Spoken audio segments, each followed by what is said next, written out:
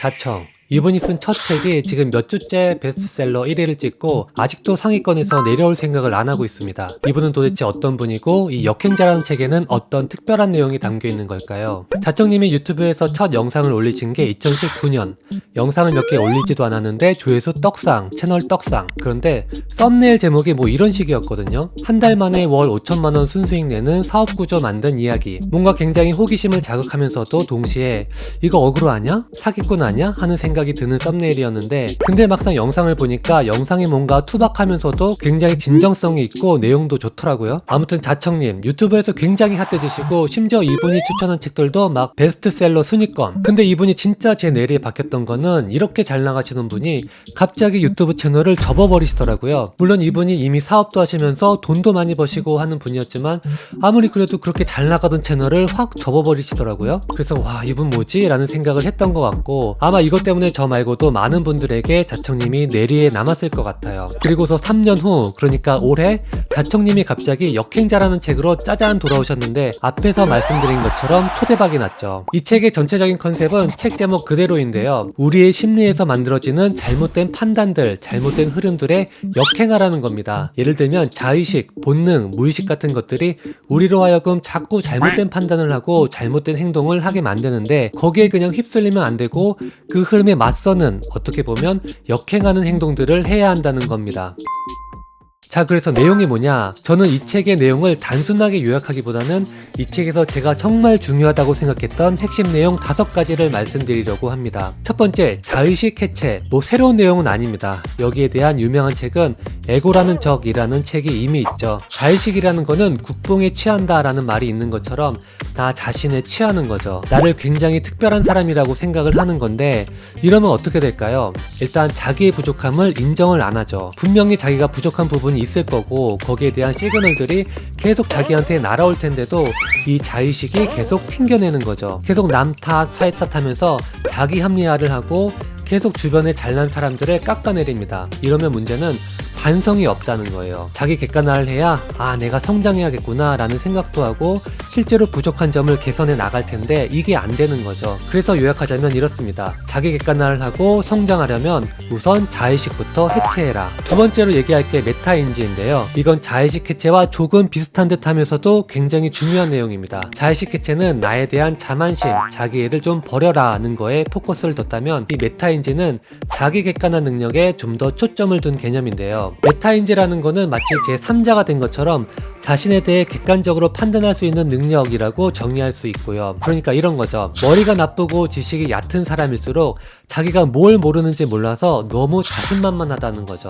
아는 것도 없고 경험도 없으면서 내가 하면 다 잘 될 거야 하는 망상 속에 있는 단계죠. 근데 이 단계를 지나서 지식도 좀 쌓이고 경험도 좀 쌓이고 하면 오히려 지나치게 겸손해지는 단계가 온다고 합니다. 그리고 이렇게 너무 자신감이 높았다가 또 너무 겸손해지는 이 단계들을 지나고 더 지식이 쌓이고 경험이 쌓이면 그때부터는 진짜 자기 객관화가 되고 이 메타인지 능력이 높아지면서 자신감이 안정적으로 높아지는 단계에 이른다고 합니다. 이거를 더닝크루거 효과라고 한다고 하고요. 그러니까 뭔지 이해가 되시죠? 이 메타인지 능력이 있어야 너무 망상에 빠지지도 않고 또 너무 자신감 저하에 빠지지도 않으면서 항상 올바르고 정확한 판단을 할 수가 있는 거죠. 자청님은 이 메타인지를 높일 수 있는 방법으로 독서와 실행 이 2가지를 강조하셨고요. 특히 실행과 관련해서 이렇게 강조하셨습니다. 단순히 책에만 빠져 관념 속에 살아가는 게 아니라 실행을 통해 실패하며 자신의 위치를 정확히 파악해야 한다. 그 다음 3번째로는 정체성 만들기인데요. 이것도 새로운 내용은 아니죠. 저는 아주 작은 습관의 힘에 나오는 이 정체성 관련 부분을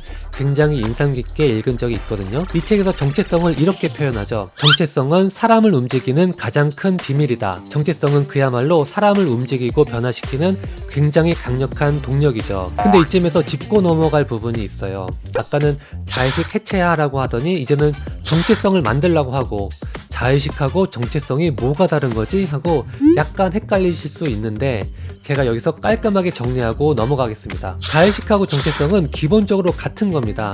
물론 세부적으로 다르다고 얘기할 수 있지만 본질적으로는 같은 거고요. 자청님은 첫 번째 단계로 자의식을 해체하고 그 다음 단계로 정체성을 만들어라 하는 식으로 책 구성을 하셨는데, 사실 그건 아니고요. 내가 새로운 정체성을 만들었다고 해서 그게 과잉 자의식으로 흐르지 않는다는 보장이 어디 있겠어요. 저는 이 자의식 해체와 정체성 만들기는 항상 같이 가야 하는 거라고 생각해요. 내가 갖고 있는 정체성 혹은 자의식이 과잉으로 가지 않는지 항상 점검해야 되는 거고, 동시에 더 좋은 정체성을 만들 수 있도록, 정체성을 더 강화시킬 수 있도록 노력을 해야 되겠죠. 그리고 저는 이 정체성 만들기 부분 중에서 책을 많이 읽어야 한다라는 부분이 좋았거든요. 옮겨보면 이렇습니다. 자수성가한 흑수저들의 책을 20권쯤 몰아서 봐라. 뇌는 실제 현실이나 상상을 잘 구분하지 못하기 때문에 자수성가한 사람들의 이야기를 읽는 것만으로도 나는 할 수 있다는 느낌이 차오르게 된다. 그러니까 내용이 훌륭한 책들을 고르려고 막 노력하지 말고 그런 책들을 계속 보다 보면 그 성공 스토리들의 영향을 받고 자극을 받고 내 정체성들이 변화한다는 거죠. 저도 개인적으로 이 역행자 책 한 권을 읽는 것만으로도 제 마음속에 뭔가가 움직이는 게 느껴졌거든요. 저는 이거 굉장히 좋은 방법인 것 같아요. 자, 네 번째는 실행력 레벨과 관성입니다. 한마디로 실행력이 있어야 한다는 건데요. 자청님도 얘기하셨지만 이건 어느 정도 그 사람의 성향도 있는 것 같아요. 그냥 성향 자체가 실행력 레벨이 엄청 높은 사람이 있죠. 예를 들면 어떤 문제가 생겼을 때 바로 여기저기 전화해서 문제를 해결해버리는 사람이 있죠. 아니면 바로 현장으로 가서 문제를 해결하거나요. 근데 저처럼 실행력이 낮은 사람들은 전화를 해야 되나 말아야 되나 거기를 가도 되는 건가 막 고민을 하다가 결국은 뒤로 미루죠. 실행이 중요한 이유는 그 실행으로 인해서 자신감이 만들어지기 때문입니다. 그리고 그 자신감 덕분에 다음에도 내면의 두려움을 깨고서 또 다른 실행을 할 수 있는 거죠. 이 선순환이 만들어지는 거고 이 선순환이 습관이 되는 건데요. 이렇게 습관이 되어버린 사람은 당연히 성공할 수밖에 없겠죠. 자청님이 이거 설명하시는 부분 중에서 제가 너무 좋아서 아예 프린트를 해놓고 계속 수시로 보는 부분이 있거든요. 이거는 좀 길더라도 제가 통째로 인용해 보겠습니다. 능동적으로 뭔가를 실행하는 사람은 극소수다.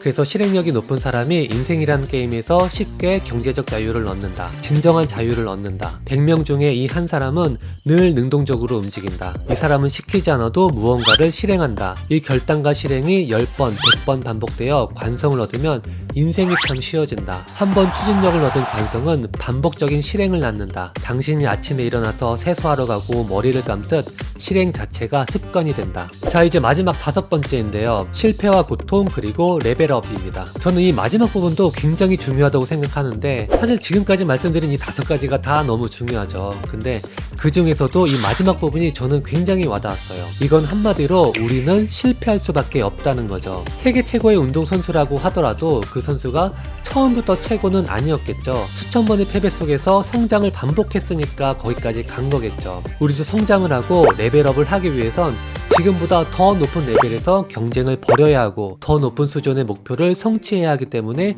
당연하게도 실패할 수밖에 없고 고통을 겪을 수밖에 없겠죠. 근데 중요한 건 그래야 레벨업을 할 수 있다는 거예요. 그러니까 현명한 사람은 내가 계속 성공의 길을 걷겠구나 라고 생각하지 않는다는 거죠. 현명한 사람은 성공으로 가는 길이 실패와 레벨업의 연속이라는 거를 알고 있다는 거예요. 그래서 자청님은 이렇게 얘기합니다. 실패가 다가오면 크게 기뻐해도 좋다. 당신의 수준보다 높은 과제가 눈앞에 나타났고 곧 레벨업 할 거라는 뜻이니까.